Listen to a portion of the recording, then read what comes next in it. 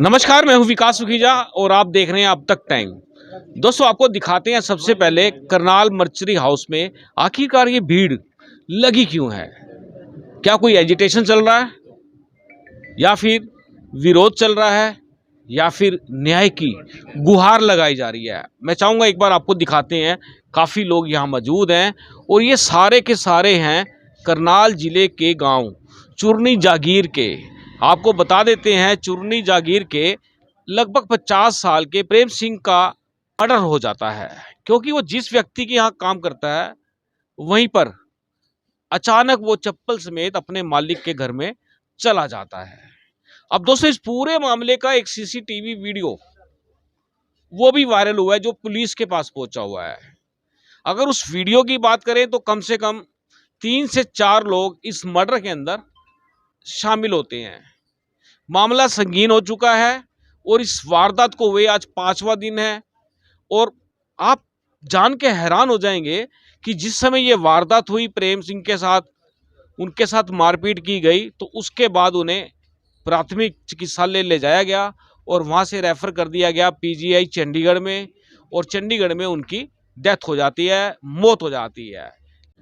दोस्तों, डेथ हो जाती है चंडीगढ़ के पीजीआई में, वहीं पोस्टमार्टम होता है और उसके बाद डेड बॉडी आ जाती है करनाल। और करनाल में जब डेड बॉडी आती है तो परिवार के लोग लगाते हैं इंसाफ की गुहार, क्योंकि मामला तब तक पूरे परिवार तक पहुंच जाता है कि आखिरकार प्रेम सिंह का मर्डर हुआ तो कैसे हुआ। आज पोस्टमार्टम रिपोर्ट में भी इस बात का खुलासा हो चुका है। परिवार के उनका बेटा मेरे साथ है और बात करें इधर अधिवक्ता सोनिया तंवर जी मेरे साथ हैं। पूरा मामला क्या है जानने की कोशिश करेंगे, क्योंकि ये लोग 2 दिन से यहाँ बैठे हैं आरोपियों की गिरफ्तारी की मांग को लेकर। सोनिया जी, क्या लगता है गिरफ्तारी हो जाएगी? हमें उम्मीद है सर, जो एविडेंस पुलिस ने अभी तक कलेक्ट किए हैं उसके आधार पर आज गिरफ्तारी हो जाएगी। हमें पूरी पूरी उम्मीद है इस बात की। और अभी सीआईए इंचार्ज मोहन सिंह जी आए थे और उन्होंने बताया है कि भाई सीसीटीवी फुटेज से ये तो कंफर्म है कि ये लोग मौके पे थे, ये तो कंफर्म हो रहा है। वो सिर्फ ये जानना चाहते हैं कि भाई किसने चोट मारी। लेकिन सर ये कौन बताएगा, ये बताओ आप। वहाँ पर उस घर में जिस समय प्रेमचंद के साथ ये घटना हुई है, 3 ही लोग मौजूद थे और वो आज कल तक सीसीटीवी कैमरे की कोई बात नहीं थी, क्योंकि तकरीबन 150-200 मीटर दूर गुरुद्वारे में कोई सीसीटीवी कैमरा मिला है, वहां से ये चीज कंफर्म हो रही है। तो आप इस बात से तो क्लियर हो गया है कि वो लोग इसमें शामिल तो तीनों ही हैं। नहीं, बात करें वारदात घर की है या किसी धार्मिक स्थल की है? नहीं नहीं, घर के अंदर की है। वो गुरुद्वारे के सामने ही कोई घर बता रहे हैं। अच्छा, जो वो कैमरा जो गुरुद्वारे पे लगा हुआ है उसमें वो कैप्चर हो गया है। तो उसमें क्या दिखाई क्या दे रहा था? दिखाई ये दे रहा है कि पहले प्रेमचंद घर के अंदर गया है, वो कुछ देर अंदर रहा है, फिर उसके बाद वो जो औरत है वो अंदर गई है, फिर उसके बाद एक फौजी है वो अंदर गया है, फिर कुछ देर के बाद वो जो उसके हस्बैंड है पप्पू वो अंदर गया है, और फिर तीनों लोग बाहर आ रहे हैं और इसको साथ लेकर आ रहे हैं। और ये और इसको सारी मतलब उसमें क्लियर नहीं है कि चोटें लग रही हैं, लेकिन स्थिति कैसे उठा के ला रहे थे या कैसे? मतलब ऐसे पकड़ के जो लेकर आते हैं, ऐसे 3 लोग उसको पकड़ कर लेकर आए हैं, मूर्छित टाइप जिसको आप बोलेंगे वो था। तो बात करें फिर घर के लोगों को कैसे पता लगा इस पूरी वारदात के बारे में? प्रेम सिंह के परिवार को कैसे पता लगा? जो पप्पू है या पता नहीं जो वो फौजी है, उसने उनके बेटे को फ़ोन किया है, राहुल को, कि भई तेरा जो बाप है वो इसे दारू पी के आ रहा है, इसको यहाँ से लेकर जाओ।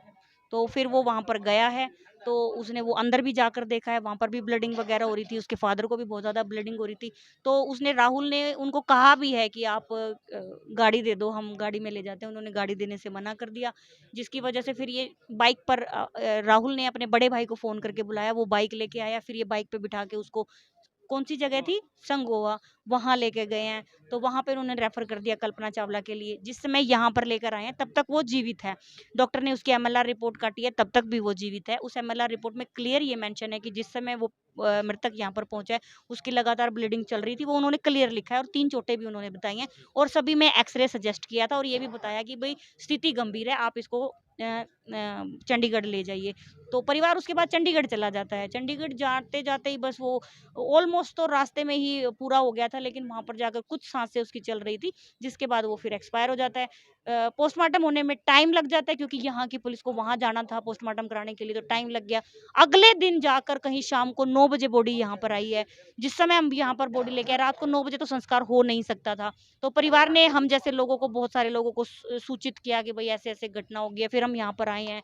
तो रात को फिर कुछ साथियों ने यहाँ पर पुलिस से काफ़ी जंग करने के बाद लाश को यहाँ पर मर्चरी हाउस में रखवाया। हालाँकि इन लोगों ने मना कर दिया था रखने के लिए, लेकिन फिर वही बात है सर, जब कुछ जागरूक साथी बीच में आ जाते हैं तो फिर इन लोगों को माननी पड़ती है। उसी के लिए फिर इन लोग लाश को यहाँ पे रख दिया। अब हमारे ऊपर बहुत प्रेशर है कि आप इसको उठा लीजिए, लेकिन परिवार का ये कहना है कि जब तक गिरफ्तारी नहीं होती है, हम नहीं उठाएँगे। तो सुनिए, जब एक मामला पूरा खुल ही चुका है, तो उसमें गिरफ्तारी में क्या दिक्कत है? हमें कई बार ऐसा लगता है, लोग कहते हैं हमेशा जातिवाद जातिवाद करते रहते हैं, लेकिन आज फिर हमें ऐसा लग रहा है कि हमारे साथ कहीं ना कहीं जातिवाद हो रहा है। हम हमेशा हमारे समाज के साथ ऐसा होता है। अगर ये अपोजिट बात होती, मरा कोई और जाति का व्यक्ति होता और मारा हमारे व्यक्ति ने होता, तो अभी तक उसके घर के चप्पलें भी उठा ले जाते, इतने सबूत इकट्ठे कर देते। लेकिन हमारे व्यक्ति को मरे हुए 5 दिन हो गए हैं। 2 दिन से पुलिस कह रही है कि हमने आरोपियों को राउंड अप किया हुआ है। भाई क्यों बिठा रखे हैं आपने उनको? आप उनको क्यों नहीं कोर्ट में पेश कर देते? आप कम से कम एक व्यक्ति को तो भेजो। वो ये कह रहे हैं हम ये नहीं डिसाइड कर पा रहे कि मारा किसने है, लेकिन पोस्टमार्टम रिपोर्ट जो आई है उसमें क्लियरली ये लिखा है कि दिमाग में चोट लगने की वजह से और सर में ब्लडिंग होने की वजह से उसकी डेथ हुई है। आज ऑफ डेथ तो क्लियर हो काज गया। ऑफ डेथ तो क्लियर है, फिर भी यूं कह रहे हैं कि बोला किसके सीसीटीवी फुटेज यूं कह रहा है कि घर के अंदर ये तीनों लोग हैं। तो सर अब कोई बाहर का तो आया नहीं, हम किसी अन्य आरोपी के ऊपर तो आरोप नहीं लगा रहे ना, हम उन्हीं लोगों के ऊपर आरोप लगाए। कल भी हमारी जो कंप्लेंट थी, कल तक सीसीटीवी कैमरे का कोई मैटर नहीं था। कल तक भी हम यही कह रहे थे कि 3 लोगों ने मारा है। आज सीसीटीवी कैमरा कह रहा है कि 3 लोग घर के अंदर मौजूद थे। सुनिए जी, बड़ा सवाल उठता है भी, करनाल में इतना बड़ा मेडिकल कॉलेज है यहाँ पर, उसके बावजूद भी बंदे को रेफर कर दिया जाता है। क्या इतना भी सुविधा नहीं है कि ऐसे कोई गंभीर अवस्था में आ जाए, उसका ट्रीटमेंट हो सके? देखो सर, मैं सरकार के विरुद्ध नहीं हूँ, लेकिन मैं सरकार से इतना कहना चाहती हूँ, जितना ध्यान अगर गेट वेट बनाने में, सड़कें बनाने में, इन चीज़ों पे बनाने की बजाय अगर थोड़ा सा ध्यान स्वास्थ्य सुविधाओं की तरफ अगर दिया जाएगा तो ज़्यादा बेहतर रहेगा।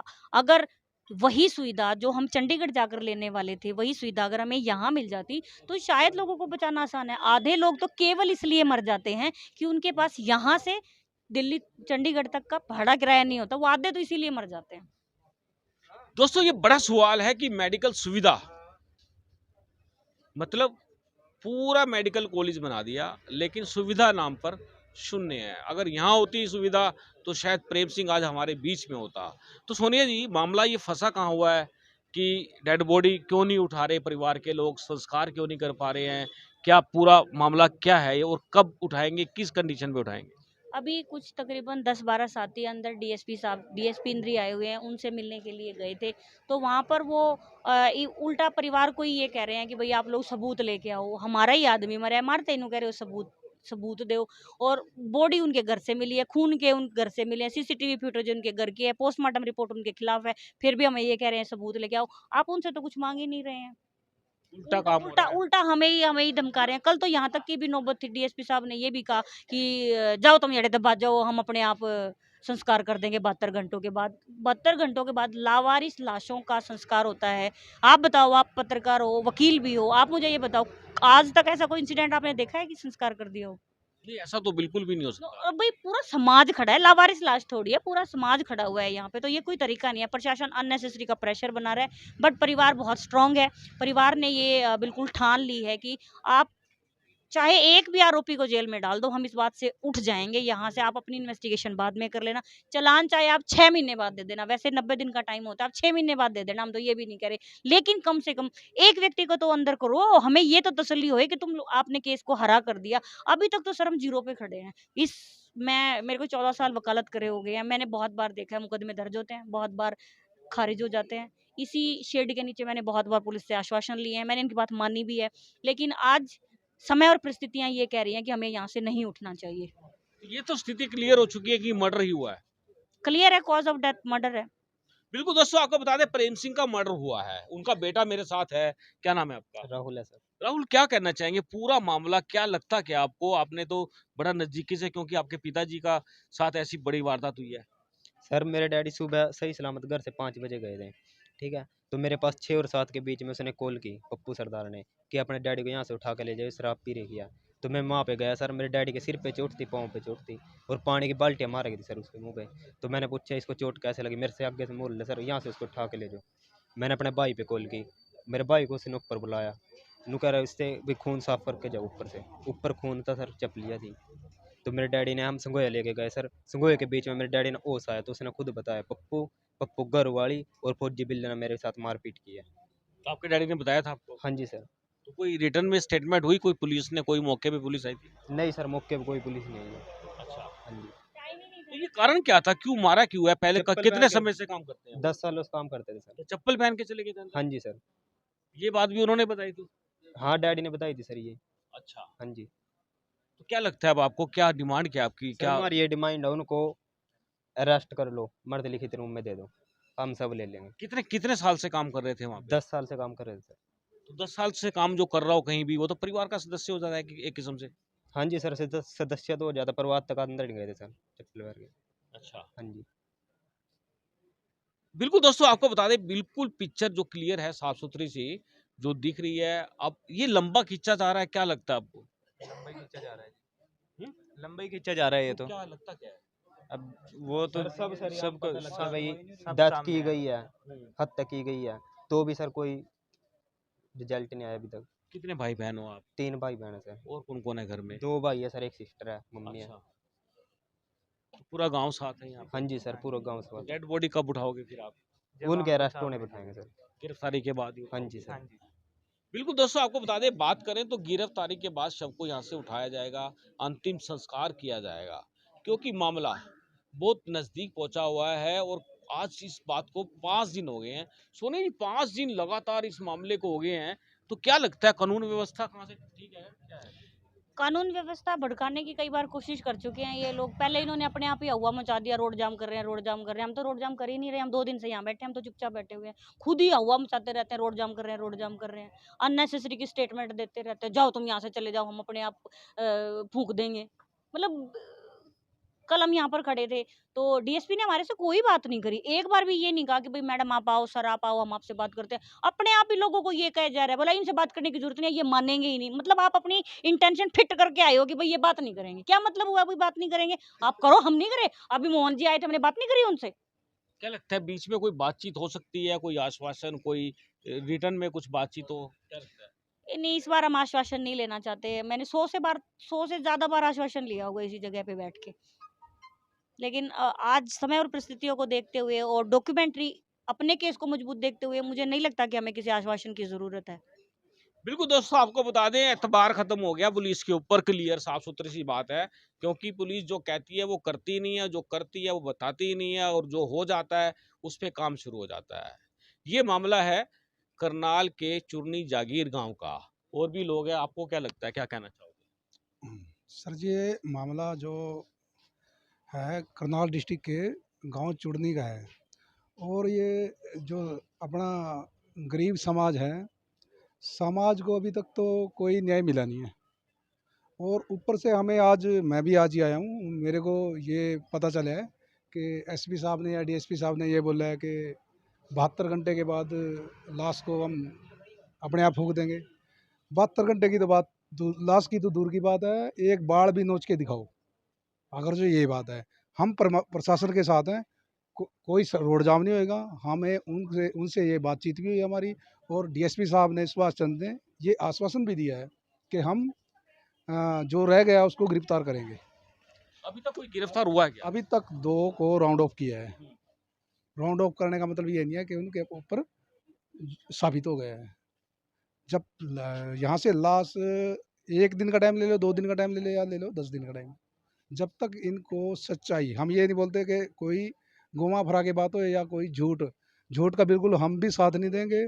जो सच्चाई है, सच्चाई के अकॉर्डेंस न्याय मिल जाए, उसके दौरान चाहे कल अभी 1 घंटे के बाद भी उठ जाएंगे यहाँ से। नहीं, आप ये मानते हो कि पुलिस को इसमें देखो क्लियर करना तो थोड़ा टाइम तो लगेगा ही? नहीं, ये बिल्कुल जायज़ बात है कि हर हर किसी भी मामले को, छोटे से छोटे को, उसको सिद्ध करने के लिए, सही रास्ते पे लाने के लिए थोड़ा समय लगता है। लेकिन उन्होंने जो अभी डीएसपी साहब ने बात करी है, डीएसपी साहब ने कोई, हम प्रशासन की कदर करते हैं, प्रशासन बड़ा भी है और प्रशासन इतना भी बड़ा नहीं है कि समाज से ऊपर हो जाए।